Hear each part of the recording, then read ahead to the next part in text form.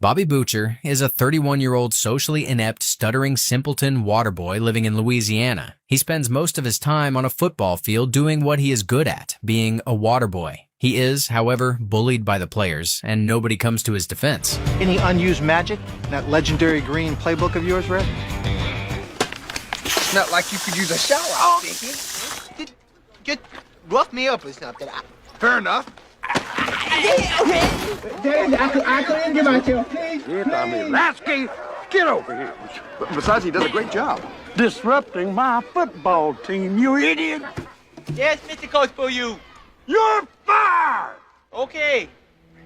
As he rides a lawnmower home, he looks lost in thought, wondering how he will explain what happened on the field to his mama. At home, his loving mother, Helen, awaits in their secluded cabin, which is fully customized by herself. She is happy to hear her son has arrived. He slowly and fearfully approaches to tell her what happened.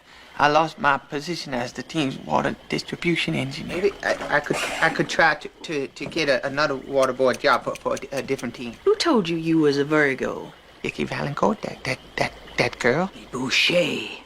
Don't you remember what your mama told you about girls? I don't ever want you associating with little girls.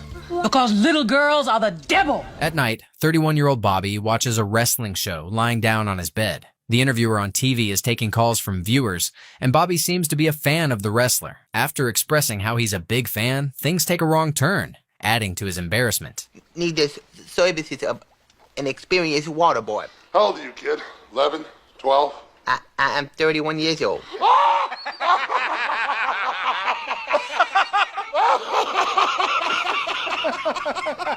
The next morning, Bobby rides a lawnmower to Louisiana State University. He is in a suit and looks presentable, just to meet with Coach Klein of the South Central Louisiana State University Mud Dogs. He finds him watching a game and gets his attention after a few minutes of standing by. Bobby immediately inquires about a position as the team's water boy. But the coach has no interest in that and instead approaches the board and begins explaining a random game tactic to him. He is profoundly interested in the way Bobby is thinking the game through, but he suddenly stops from exhaustion. He gives the ball. No, he doesn't. He doesn't get the ball. The receiver goes all the way over there to the left. Thinks about faking. He pretends to fake.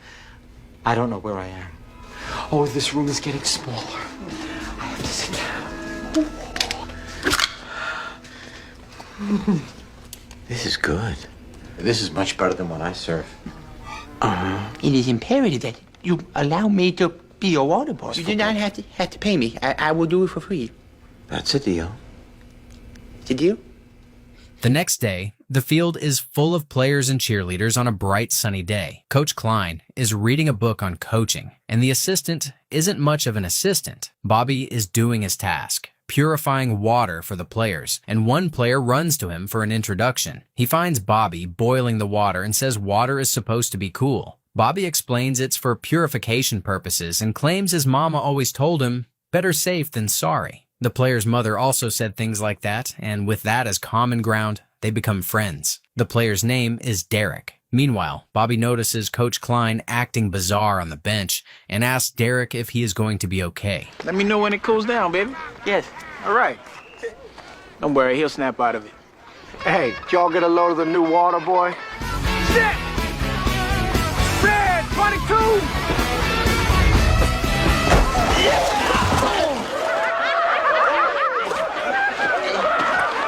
Water boy, check this out.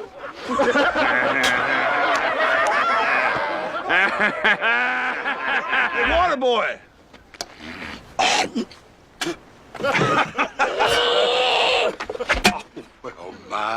At first, Bobby wanted to mind his own business rather than stand up for himself, but the constant teasing and excessive bullying by the new players pushed Bobby to his limit. With every mockery he gets, he visualizes Coach Red Beaulieu, the wrestler that laughed at him on TV, and he finally snaps. Stop making fun of me.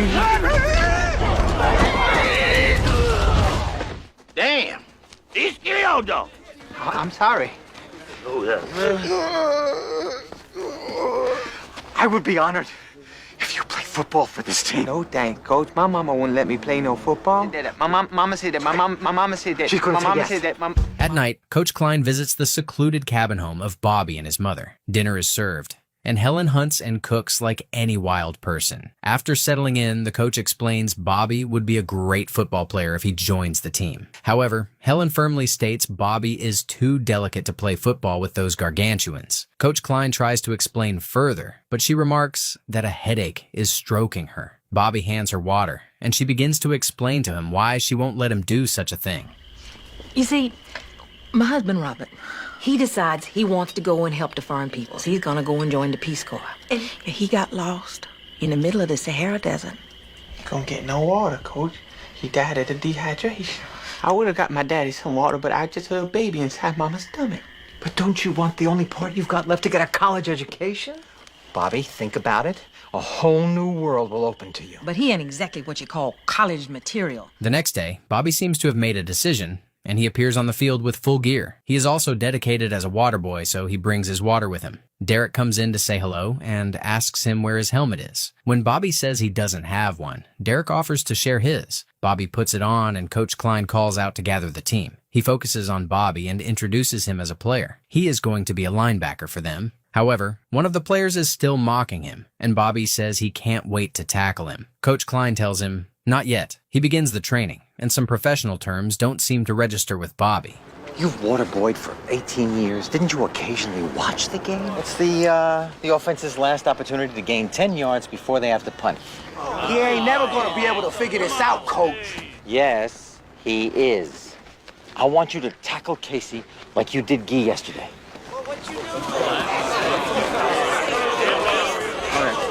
Where was the intensity that I saw yesterday? I just started thinking about all the people who've been mean to me over the years. We're going to use them to play football. Tackling fuel. What's the matter with you, boy? You too stupid.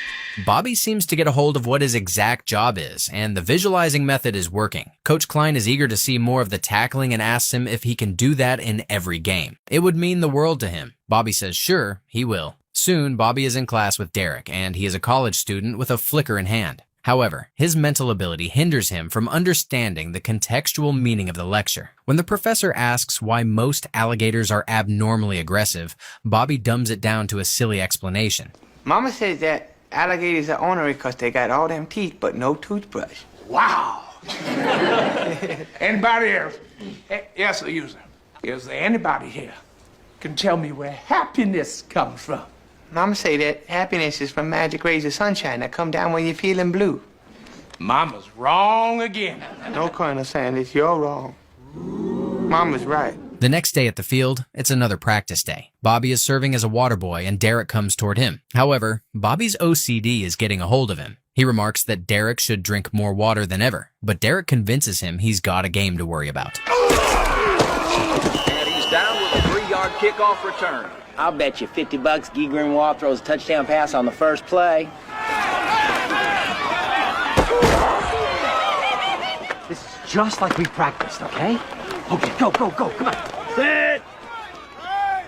390! Red 18! Needle dick!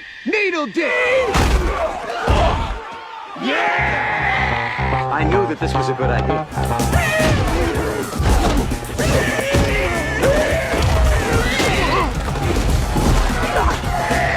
Later, while he walks to his lawnmower, he finds an old friend, Vicky Valancourt, and becomes happy to see her. She is the little girl from his childhood, and she mentions she just got out of jail. She suggests they grab something to drink and catch up on things, which makes Bobby think it's better to invite the woman to his house rather than eat in a restaurant. But if you like, sometimes Mama, she with the charcoal biscuit. You want me to come to a barbecue? Yes, that's it. I hope you like what I did to y'all lawnmower. Whatever, college boy. Don't say college boy. Here comes Mama. Oh, okay. That looks nice, Mama. Mama, Vicky is an astrologist. Astronomy is one of the many tools of the devil. I'm quite disturbed to see that you're so interested in my boy. Well, did he tell you about how much his feet smell? Mama. Yeah. Did he tell you about a little bedtime problem? Mama, I'm begging you, don't. That's his sheet back there. The onlyest woman in my boy's life is me. Nobody's gonna take him away. That woman is a devil.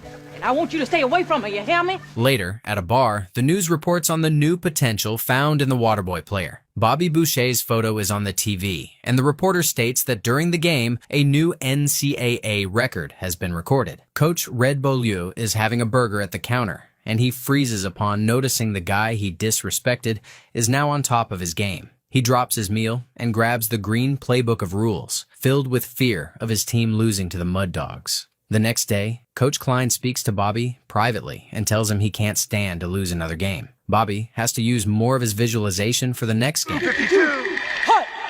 I forbid you to talk to that enchantress. She's the devil. She's the most beautiful woman in the world. Oh, please don't hurt me. Oh, my God. Safety! With the help of Boucher, the losing streak is over! We won, baby. It's going to be a big party tonight, and you go. Nice suit. Thank you. It was my daddy. Come on in. Bobby has a good time at the party, drinking beer and enjoying the company of new friends he never had before. He finds his professor, whom he tackled and wounded, and the man is very much scared of him. As a matter of fact, the girls are also in love with and intrigued by his strange personality. I see a lot of girls. I think that's sexy. The other night, I was with my mama and Coach Klein at the same time. I wish you were my boyfriend. Oh, there's this girl, Vicky Valancourt. She may be the devil. Mama said that. However, he still has to lie to his mama about the simple injuries he got from playing. The scratches he explains as a fight with some kind of wild gorilla he encountered. Helen, being the overly protective mother, sketches a Bigfoot and is determined to hunt it down and reward anyone who's seen it. In the meantime, newspapers continue to talk about the strong tackler and the success of the Mud Dogs. They have managed to win a streak and earn a trip to the annual Bourbon Bowl to face the Cougars and Coach Beaulieu. Bobby is even invited to a high school to share his advice and experience with young kids. Tell me, what is your secret? How do you find yourself in the right position all the time? I start tackling the quarterback. Gentlemen, which brings me to my next point. Don't smoke crack. Now, being the paid and respected Bobby Boucher, he visits Vicky Valancourt with his Porsche and fancy attitude. She isn't mad at him about the other day and shows him a smile. However, she still worries about his mama, who hates her being with her son. Bobby assures her that what his mama doesn't know won't hurt her. With this in mind, the two reconcile and drive off, she driving the Porsche and he driving his lawnmower. Shortly, they arrive at his house and silently walk in so as not to wake Helen. A horse is in the toilet for some reason, and Bobby and Vicky begin to talk late into the night. That's water from a glacier in Alaska. It's cold. That's why it's so special. That happened to be my first time with the... I never did that before. Well, that was your first kiss. That is another first for me, and I... Vicky, I think Mama's up. My God, Bobby. I mean, sometimes I just don't know why I bother with you.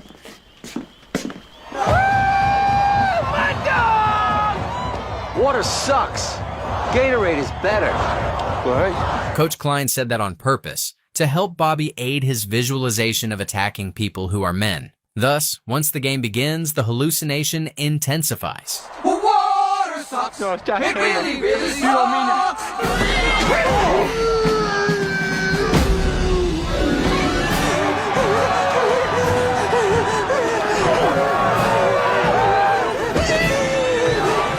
Dogs are going to the Bourbon Bowl. Meanwhile, Bobby and his team are celebrating their newfound success, and everybody seems to love Bobby. In fact, Bobby has quickly become one of the most feared people because of how he injures anyone who tries to bully or belittle him. Coach Klein gives a speech first, and then he directs their attention to Bobby, whom he admires so much. You can do it! Because we've got a wonderful friend. Bobby Boucher! Waterboy #1! Thank you so much for being my friends. We must be a little lost. Hey, Waterboy. This is his transcript from South Lafayette High School. If there ain't no South Lafayette High School, this is a fake. They don't think you ought to play football no more. Oh, no! We suck again! The people suddenly become haters, and Bobby is outcast for being a cheater. One player on the team speaks up, however, saying the team is still firm and grounded even without Bobby, and they will win the game. The crowd cheers for the Mud Dogs, but in the process completely ignores Bobby, the one who got them into the championship. Bobby feels heartbroken because he thought all these people were his new friends. Little did he know they were just temporary applause. The next day, he sits in Coach Klein's office to figure out their next move. Red ran the practices, and I used to come up with the plays. I would write these foolproof plays in my little green notebook that I had. Hey, Red. How you doing? Oh, you know that green notebook you used to write all them football plays in? They're my plays. I need them. I'm going to have this book. Gonna get awfully physical around here, and I don't think you want that, do you? That's how Coach Klein lost to Coach Red, and Bobby feels really bad. He thinks being a coach for SCLSU for years without success just because his brilliant playbook was stolen by Red Beaulieu isn't fair at all. But why don't you just come up with some new plays? I try. I can't. And I just didn't fight back. Well, you're gonna show them that you're a man on Saturday. And I'm gonna show everybody that I'm not a dummy. I'm gonna go study. What you reading for? Because I enjoys it, Mama. Mama, I gotta read this book and 6 other books tonight, or else I can't play foot. During the exam, Bobby has to focus more than he ever has in his life, but it seems he is getting a hold of it. Vicky comes to support him and asks if he wants her to attack the test givers. He says no, and he is able to finish his test within the given 3 hours. Shortly after, he meets with Vicky outside and shows her his results. He got a 97, which makes him overqualified for the upcoming foosball game. Bobby, your mama got sick this morning. She's in the hospital. They can't figure out what's wrong with her. Bobby, that's ridiculous. And Mama is the only one who really cares if I live or die. Please just leave us alone. She'll be fine, Bobby. Helen is definitely faking it, and we see that she went through with it until Bobby brings her home. She lies on her bed while he walks around the house, worried and unable to comprehend what's wrong with his mama. Meanwhile, Vicky is roaming around town to initiate a campaign to bring Bobby back to the game. She gathers different people who once called Bobby a cheater and manages to convince them. Shortly after, Bobby hears his name being cheered and sung outside. All these folks are here tonight to tell you that they're sorry. But you do have friends. And one of them wants to say something. I am not what you would call a handsome man. You see, you're an inspiration. Bobby, if your mama could only hear us right now. But she can't hear you, 'cause she's unconscious. I'm sorry to disappoint you all. Well, wake her ass up! We're gonna win tomorrow! The next day, Bobby wakes up next to his mama. She is up before him and is utterly healthy, unlike the previous days. Bobby, worried that his mama was going to die from heartbreak, begins to apologize for playing football without her consent. I was so bad, Mama. You were right about everything. You should have seen this a long time ago. Is that my daddy? No. Well, that was lust, not love. Turn the page. That's your daddy. Read on. Dear Helen, that's you. This will be my last letter. Ciao, Roberto. He deserted us, baby. That made you abandon all those people who depend on you. You go play foosball with your friends. Arriving at halftime of the Bourbon Bowl with Helen and Vicky, Bobby manages to encourage the losing Mud Dogs to make a comeback. The team admits that he has become the heart and soul of the Mud Dogs. Seeing the overwhelming support at the Bourbon Bowl, Helen changes her mind about football being for the devil. Bobby Boucher just arrived at halftime. Foosball's not for the devil. It's for my Bobby.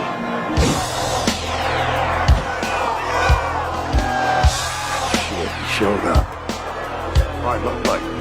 Bobby Boucher is on defense. With Bobby's help, Coach Klein overcomes his fear of Red Beaulieu by imagining him as something he's not afraid of, such as a baby. He begins to say silly things, and it seems he's already got a hold of it.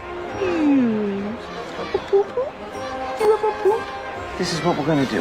He's gonna come here. Snap to Grandma. A reverse. No, it's a double reverse. Trouble. Lateral. Got him. What a play. Mud Dogs. Well, I guess Coach Klein does have a few tricks up his sleeve. I'm with Vicky Valancourt, who's taking over Bobby Boucher's water duties for this important game. Get in there and let's see if that water boy can stop you. Go, Yes, sir. go. Hey, water boy! Is your girlfriend gonna see you again? Woo! You sound like a big choo-choo train.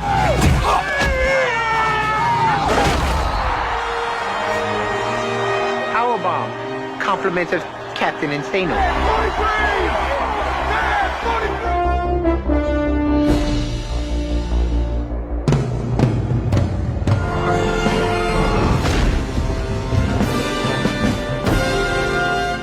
Finally, with Bobby's touchdown pass, the Mud Dogs win the Bourbon Bowl. Everybody who is a fan of the Water Boy gathers on the field and picks him up for celebration. Bobby is named the MVP of the game, and it is the happiest day of his life. He spots Vicky in the crowd and tells her he loves her, to which she replies the same. And of course, Coach Klein is next to him, enjoying his comeback against Coach Red. Sometime later, Bobby and Vicky get married and are heading to the riding lawnmower. Although Helen still has some reservations about Vicky, she admits he's got a fine woman who'll take care of him. On their way out, Bobby's father, Roberto, makes an unexpected appearance, telling him that he heard from ESPN he may go to the NFL. Bobby tells him that he's not going to the NFL because he likes to stay in school and graduate. Roberto tries to convince Bobby to leave school and go to the NFL, hoping to personally profit as his father. However, an enraged Helen charges in and tackles him down, causing cheers from the attendants. Bobby and Vicky leave to consummate their marriage. And with that, this great tale comes to its close.